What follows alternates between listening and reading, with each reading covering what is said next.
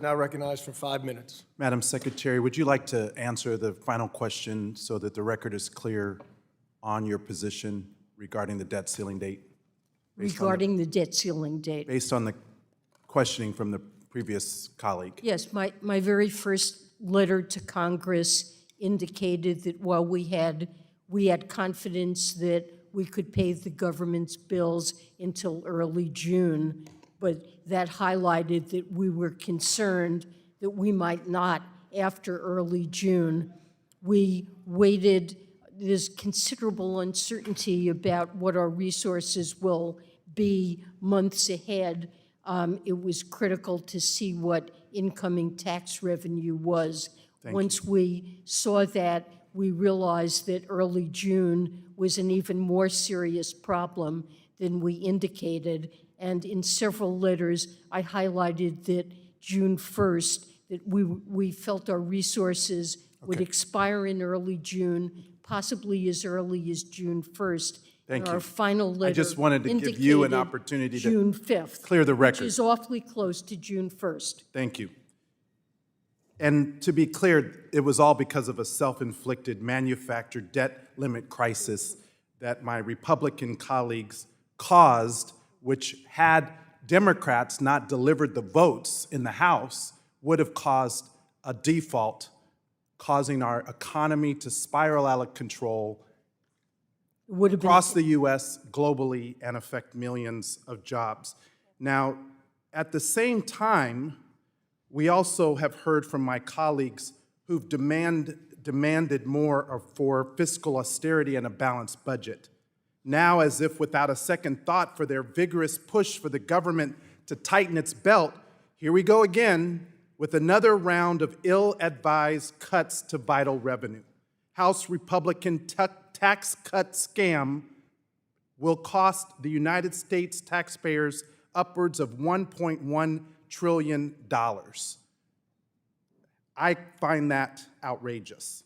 Again, as they work towards deep cuts to essential programs like Social Security and Medicare, their extreme idea of fiscal restraint is another tax giveaway for big corporations across this country.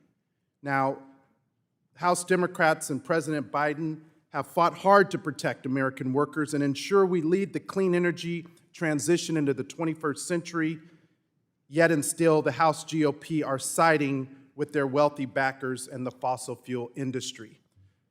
The folks in my district in Nevada deserve more investment in our people, in our health, in our environment, and in our clean energy economy, and yet the recently introduced and misnamed Tax Cuts for Working Families Act accomplished none of these priorities. That's why it should be called the Republican Tax Scam 2.0. Secretary Yellen, do you have any indications as to the consequences of the proposed $1.1 trillion in lost tax revenue and how that would stem from these proposed cuts?